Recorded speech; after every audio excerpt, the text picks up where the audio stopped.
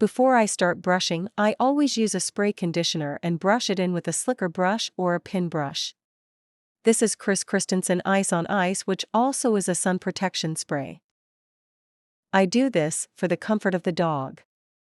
It also helps to brush the coat easier and gets more loose hair off. The pin brush is nicer to the coat, not risking to damaging it as the slicker brush might. But it also depends on the quality of the coat, the brush, and how much you use it. So I brush out all of the biggest tangles with these brushes. Both is from Chris Christensen, and I have noticed that all of my dogs allow me brushing their tail with CC's Slicker Brush Big G. It is so soft to them, but still doing a good job. I actually didn't think she was shedding as much as she was. This girl is neutered and her coat doesn't shed as it did before. When she blew all her coat twice a year. Neutered double-coated dogs get much thicker and softer coat. Often they shed a little all the time instead of the big blowouts. This makes it extra important to keep the coat thoroughly brushed out so they get that air flowed through the coat.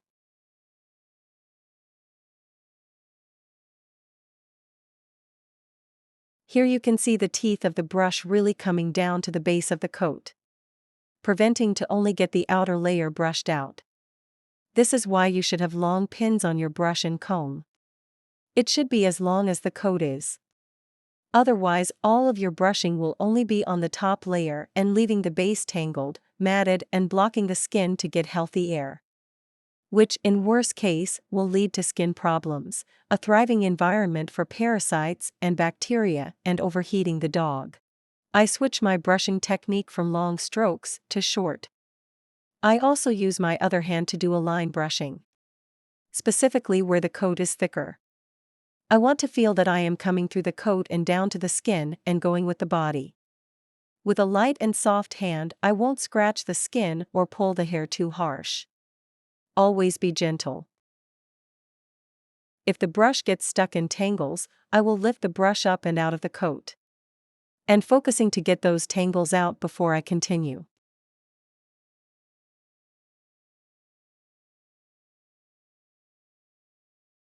Brushing their fluffy pants can be a bit hard. Here is how I do it.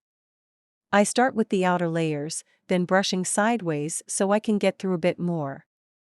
I protect their private parts with my hand. They are sensitive there and you don't want to scratch them there, it would hurt.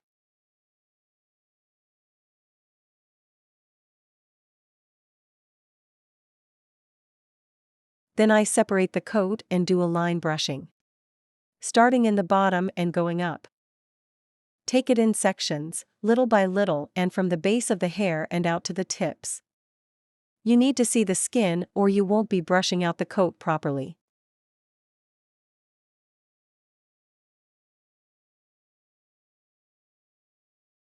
You need to go through the whole body with a comb to really feel, rather than see, that it is brushed out properly.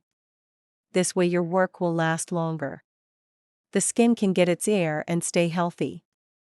Dandruff and dirt can come off, and in the same time you will see if there is any ticks, skin issue, or bumps needing attention.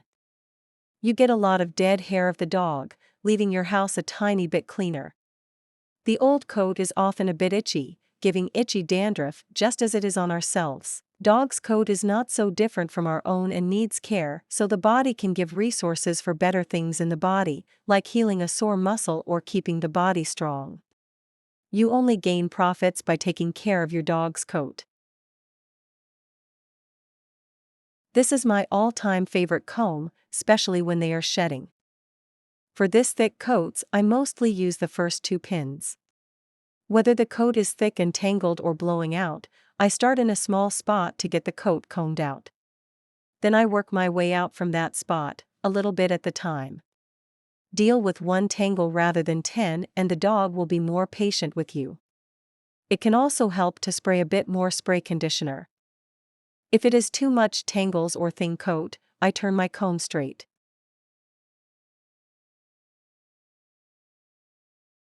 This is another technique I use. Having the top line brushed out, I go down from it. By changing the direction a little bit while combing, you get more coat out which otherwise might just slip through the comb.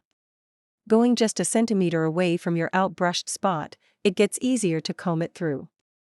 Don't forget to note the anatomy of the dog and combing with it. You can also often support the skin, pulling it gently away from you. The skin is quite flexible, so it also makes it much easier if you hold the skin a bit tighter. As there is more coat coming off, I repeat my brushing in different directions, keeping in mind my spot that I've already combed through. Only expanding my spot little bit with new tangles and loose coat. If the comb easily goes through, I will comb bigger sections. Here is also a place where it really helps to hold the skin away from my combing direction.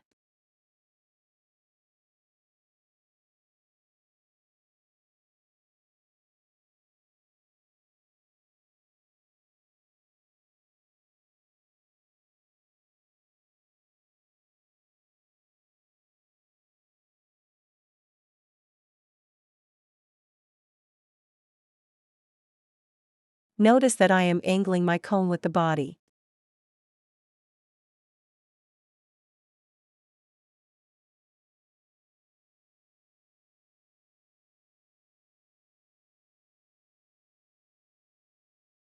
For the combing of the pants, I do the same thing as with my slicker brush. But I get a lot more off and done with my comb. Big chunks of loose coat often slips right off.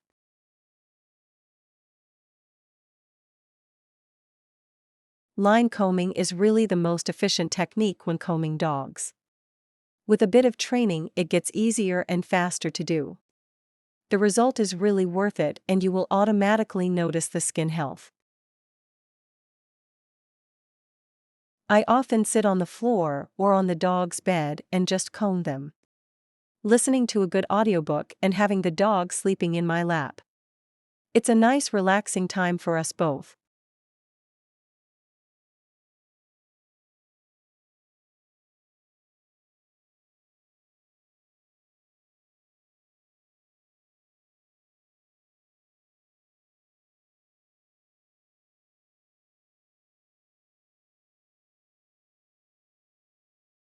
Hope this video helps. Best regards from us.